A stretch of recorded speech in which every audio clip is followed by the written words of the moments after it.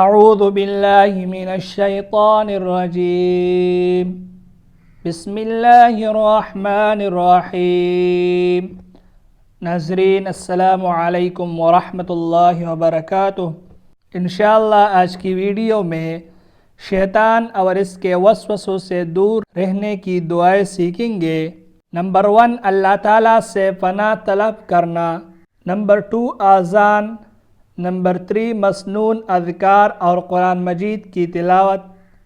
نبی کریم صلی اللہ علیہ وسلم نے فرمایا، اپنے گھروں کو قبرستان نہ بناؤ، بے شک شیطان اس گھر سے بھاگ جاتا ہے جس میں سورۃ البقرہ کی تلاوت ہوتی ہے، اور جن چیزوں کے اہتمام سے شیطان بھاگتا ہے وہ درج ذیل ہے: صبح و شام کے اذکار، سونے اور بیدار ہونے کی دعائیں، گھر میں داخل ہونے اور نکلنے کی دعائیں، مسجد میں داخل ہونے اور نکلنے کی دعائیں، اس کے علاوہ دیگر مشروع اذکار، مثلاً سوتے وقت آیت الکرسی اور سورۃ البقرہ کی آخری 2 آیات کی تلاوت کرنا۔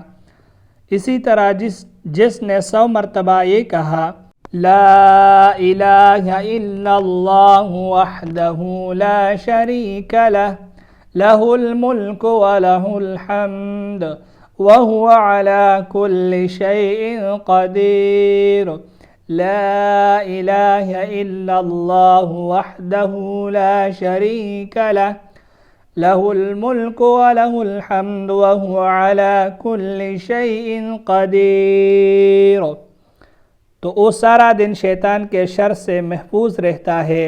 اذان سن کر بھی شیطان بھاگ جاتا ہے۔ اذان سن کر بھی شیطان بھاگ جاتا ہے۔ آج کے لیے صرف اتنا ہی۔ اللہ حافظ۔